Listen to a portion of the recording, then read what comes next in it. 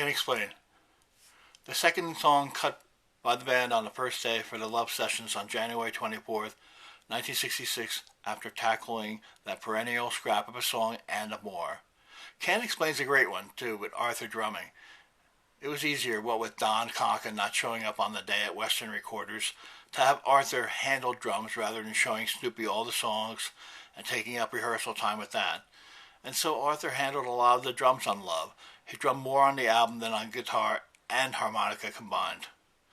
As for Conka, DC never did show up finally, so he was right out, the gig falling to Snoopy, owning it basically because he happened to be standing around. He looked like he belonged as much as the Stay Puft Marshmallow Man, and the Stay Puft Marshmallow Man may have even played better drums. Can't Explain justifies its second place on the album by being the best song not by Brian on the first album, and a rare co-write with little Johnny Fleck, who would later play with the Standells after leaving Love. Fleckenstein, who passed in 2010 but did later tour in support of post-Arthur Lee Love, before Fleck died. Maybe Conka would have still been in the group at this time if Fleck had input into this track.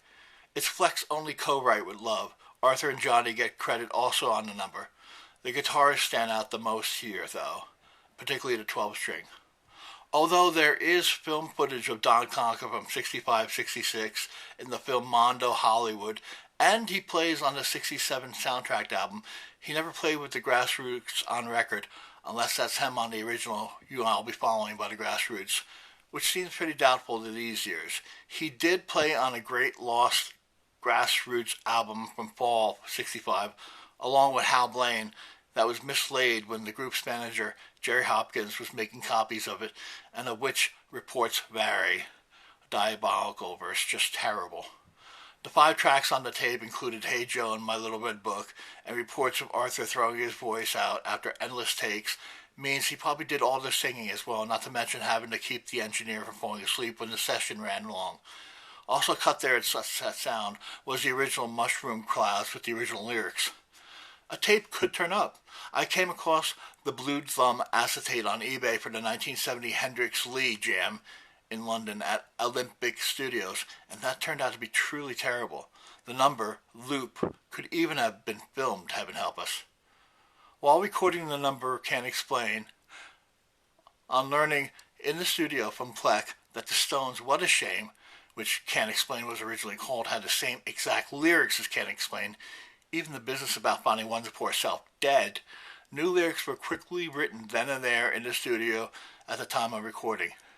Love tended to work on and finish off songs in the studio, beginning here on Love, a habit that would later come to annoy Da Capo's producer Paul Rothchild in the following year on the half-great Da Capo.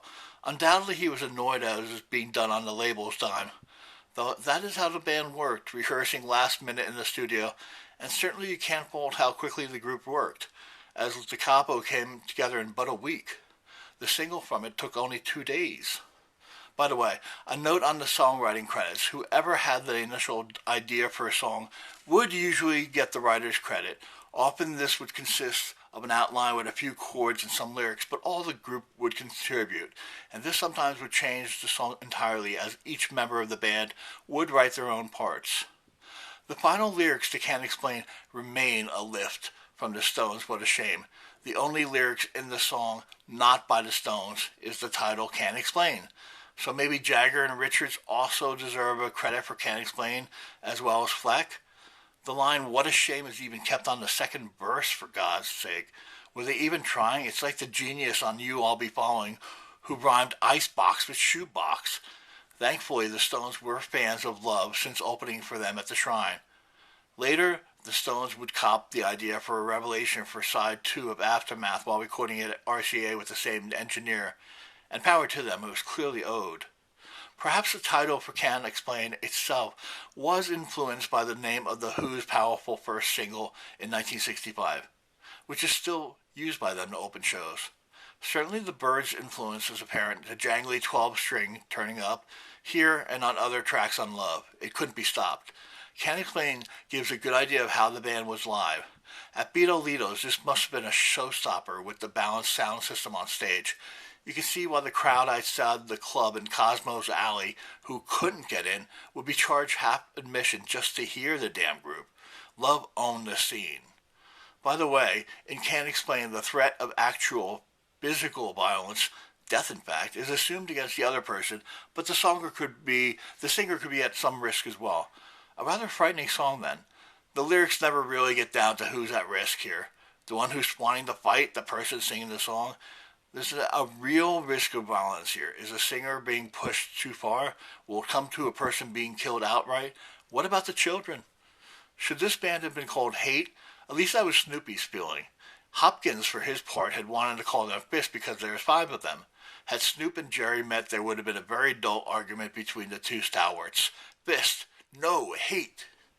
The guitar break is short, but really pretty nifty, and Can't Explain is certainly the high point on Love.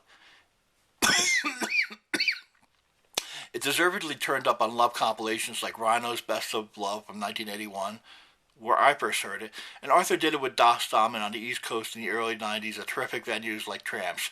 The song taped very badly by yours truly. Of course, it cannot be overstated again the influence of the Byrds on the band. Arthur and Johnny had seen them at Beatles, and they had both been utterly blown away from the group's vocal harmonies and everything about the group really, including their look.